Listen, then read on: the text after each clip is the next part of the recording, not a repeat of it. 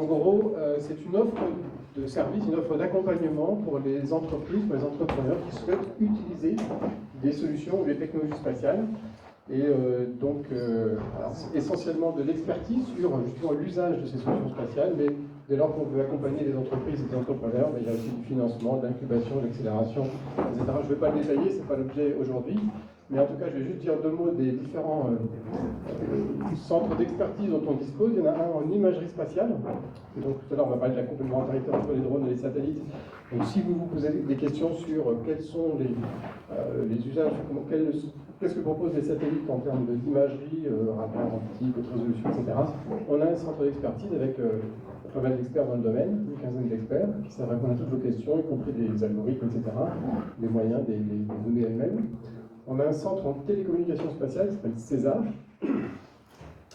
Donc là, pareil, si vous voulez utiliser des solutions satellitaires pour vos communications, entre drones et la base par exemple, eh bien, ils connaissent absolument tout, ils peuvent faire de la veille techno pour vous, tester des solutions. Si vous avez développé une solution sur votre drone et que vous voulez la tester grandeur nature, eh bien, vous n'avez pas un satellite sous la main, eux oui, et donc vous pouvez faire des tests avec eux.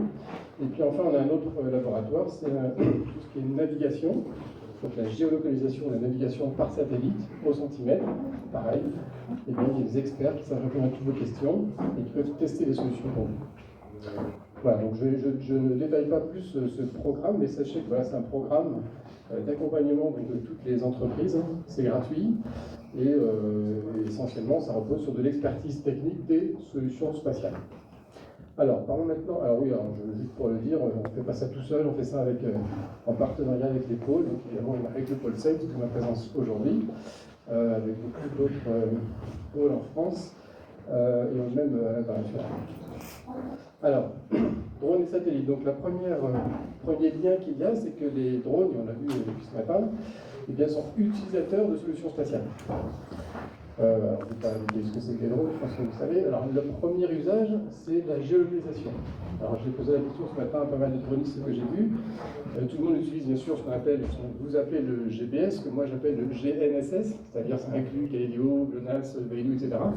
Ce que vous ne savez sans doute pas, mais dans vos smartphones, vous êtes plus localisé avec du Galileo qu'avec du GPS aujourd'hui, puisque Galileo est 3 fois plus précis que le GPS. Donc, par défaut, c'est lui qui sert de référence, et ensuite ça complète avec du GPS. Ce que vous ne savez peut-être pas non plus, c'est que Galileo, par rapport à GPS, il va bientôt transmettre une liaison entre les satellites Galileo et le sol, ce qu'on appelle le GPS. Et par cette liaison, il y aura deux choses qui vont être transmises. La première, c'est une correction qui fera passer la précision à 20 cm. Donc ça va arriver d'ici 1 an ou 2 maximum. Donc tous les capteurs GNSS, donc, eh bien, seront localisés gratuitement à 20 cm. C'est-à-dire avec les signaux GPS, Galileo, plus tous les autres, plus les corrections qui sont fournies par Galileo et uniquement par Galileo. D'accord? Et ça, vous n'avez pas besoin de réseau terrestre. D'accord? C'est comme ça, c'est fourni par les satellites Galileo. Ça, c'est la première chose. Et la deuxième chose, on peut calculer ces corrections encore plus fines et descendre au centimètre. C'est-à-dire qu'aujourd'hui, en fait, quand vous localisez un drone ou n'importe quel véhicule, vous utilisez donc souvent du GNSS plus une correction différentielle, RTK ou autre, terrestre, avec un réseau terrestre, il faudra être à ça. Eh bien, dans quelques temps, on pourra le faire uniquement avec du satellite, toujours en étant au centimètre. Alors, il faudra donc recevoir les signaux, enfin tous les signaux GNSS, plus effectivement une correction qu'on trouve sur Internet. D'accord? Et ça, ce sera payant. Donc, il y a des entreprises type Geoflex ou Teria qui font ça, c'est ce qu'on appelle du S-Base, donc Satellite Based Amplification System ou Augmentation System. Bref, c'est purement satellite, il n'y a pas besoin de réseau terrestre, donc ça marche même dans un pays, par exemple, qui ne serait pas du tout équipé en réseau terrestre. Voilà. Donc ça, c'est important de le savoir. Et si vous voulez en savoir plus, comment ça marche, etc., bien, venez voir les experts du CNES, qui vous expliqueront déjà, qui vous testeront éventuellement vos solutions, et qui vous orienteront vers des solutions de prestataires de cette solution-là. Donc ça, c'est le premier point sur la géolocalisation. Le deuxième point où les drones utilisent donc potentiellement des solutions satellites, c'est évidemment les télécommunications. Alors encore une fois, ce matin, on a vu beaucoup d'usages et je pense que dans aucun cas on a vu l'utilisation de Satcom, parce que ça passe par des liaisons radio, ça marche très bien, ou pire 4G, etc. Et ça marche à quelques dizaines, voire centaines de kilomètres, ou pas plus. Si vous avez vraiment des drones à très longue élongation, donc par exemple pour surveiller la forêt ou surveiller au-dessus de la mer, etc., eh bien probablement il faudra une liaison satellite. Et donc là pareil, est-ce que ça existe, combien ça coûte, combien ça pèse, combien ça consomme? Ben, en fait, le centre César, le centre d'expertise télécom du CNES, eh bien, fait ce genre de travaux, de veille aussi technologique, et puis aide les entreprises qui viennent nous voir pour concevoir leur solution de liaison par satellite. Donc, par exemple, Boréal, qui est une société toulousaine, je pense, qui utilise un drone très longue élongation, qui a 800 km d'autonomie, eh bien, il peut communiquer donc soit en radio directement, soit par satellite. Notamment le flux vidéo est transmis par satellite. Pour ce qui est de la commande du drone, en fait, on peut le piloter à distance également, mais pas l'autopiloter, enfin le télépiloter, c'est symbolique, parce que apparemment la législation l'interdit, mais par contre on peut modifier sa route depuis à distance en passant par satellite. Et donc le centre d'expertise César du CNES fait un certain nombre de travaux, ils achètent du matériel, etc., pour tester ce genre de solution. Donc si vous avez besoin de solutions de télécom par satellite, n'hésitez pas à venir les voir. Voilà quelques essais qu'ils ont fait avec ce drone Boréal, qui est utilisé aussi en Guyane pour la surveillance de la forêt, parce que la filière bois en Guyane c'est important, et évidemment il n'y a pas de réseau terrestre pour la vidéo. Il y a aussi, parmi nous aussi aujourd'hui, mais il y a les pompiers, les SDIS, qui font pas mal de tests avec César pour voir s'ils peuvent transmettre de la vidéo en temps réel, et notamment dans les zones éloignées qui ne sont pas pourvues de 3G, 4G, et donc ça passe également par satellite. Donc très rapidement, voilà ce que c'était les usages des satellites pour les drones. Maintenant, les drones en complément des solutions spatiales. On a vu pas mal ce matin d'applications où les drones servaient à faire de la surveillance, ou de l'imagerie, ou de la topographie, etc. Bon, les satellites font la même chose aussi.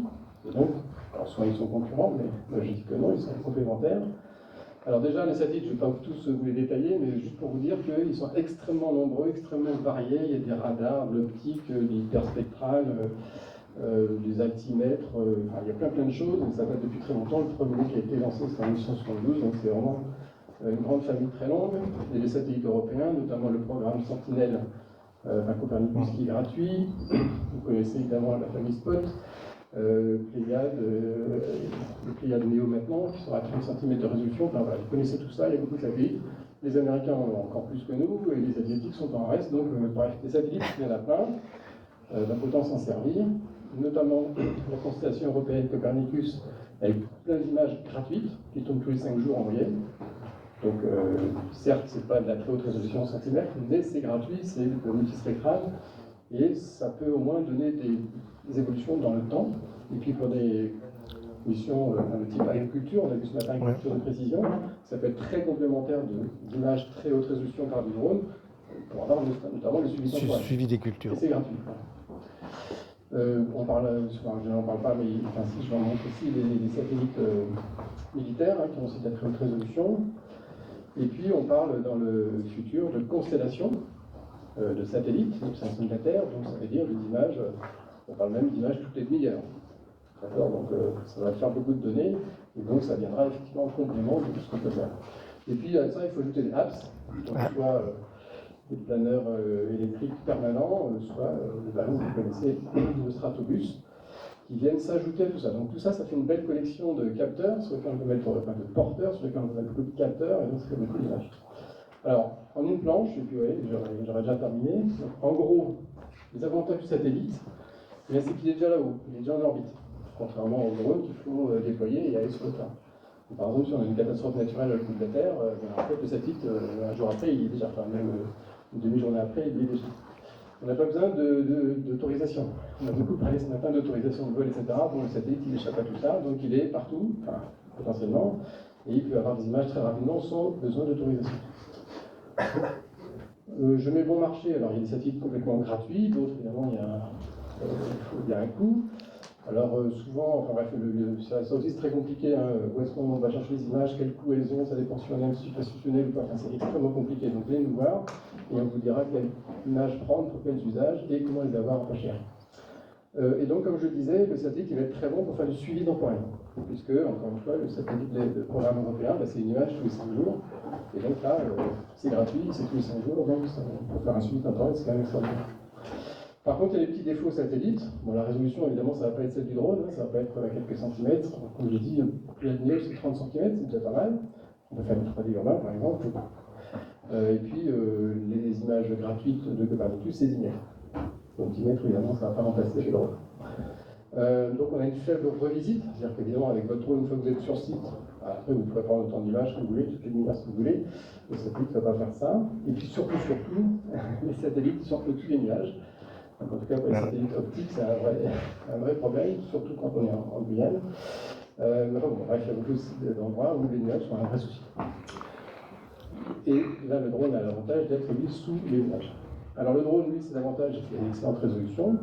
Une fois qu'on l'a déployé, qu'on est sur le terrain, etc., on peut faire ce qu'on veut avec, on a une excellente disponibilité et puis il n'y a rien pour nous, donc on fait ce qu'on veut, alors que le satellite, il a son orbite, on ne peut pas vraiment le contrôler. Donc on peut voler sous les nuages avec des drones, enfin, c'est une question que je pose, mais je pense que oui, peut-être pas dans toutes les conditions météo, enfin quand même, on peut voler en dessous.